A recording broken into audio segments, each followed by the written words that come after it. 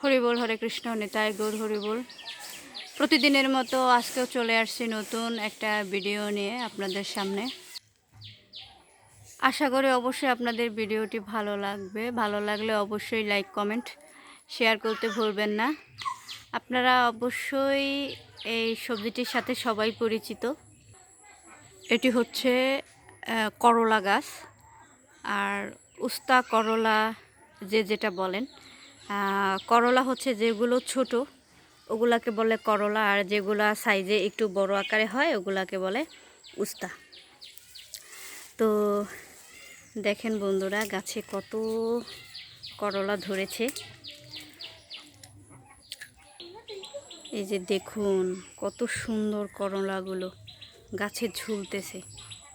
এই গাছটাতে মোটামুটি অনেক করলা হয়েছে। আসলে গাছের সবজি খাওয়ার স্বাদই একটা অন্যরকম। এই করলাগুলো খুবই সুস্বাদ, বিশেষ করে ভাজি, ডাল, বিভিন্ন সবজির সাথে করলা খাওয়া যায়। গরমের সিজনে করলাটা শরীরের জন্য খুবই উপকারী একটা সবজি। তো আপনারা গরমের সিজনে একটু বেশি বেশি করে করলা খাবেন, তাতে আপনাদের শরীর স্বাস্থ্য সব কিছু ঠিক থাকবে। আর বিশেষ করে উস্তে পাতা, বিশেষ করে উস্তে পাতাগুলো দিয়েও ডাল রান্না করে খাওয়া যায়। আর বিশেষ করে উস্তর একটা বড় গুণ হচ্ছে এর প্রতিটা অংশই খাবার হিসেবে ব্যবহার করা যায় বা রান্না করে খাওয়া যায়। আর উস্তে ফুলগুলো দেখেন, আসলে আমার কাছে খুবই ভালো লাগে। উস্তে ফুলগুলো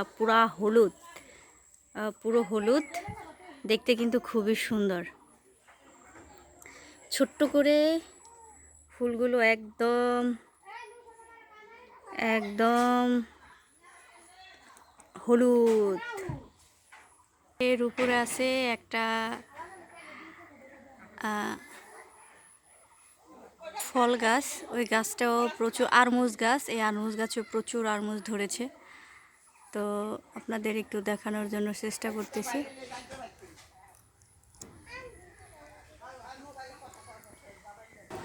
মোটামুটি গাছটার অনেকগুলো উস্ত হয়েছে। আর গ্রাম অঞ্চলের সবচেয়ে একটা গুরুত্বপূর্ণ বিষয় হচ্ছে গ্রাম অঞ্চলে ইচ্ছে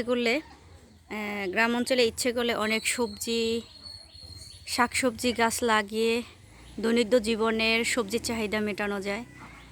আর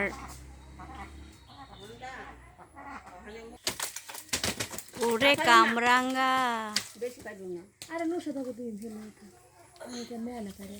প্রচুর কামরাঙ্গা গাছে, মোটামুটি অনেক কামরাঙ্গা ধরছে না? পাইকা যেতেছে সবগুলা।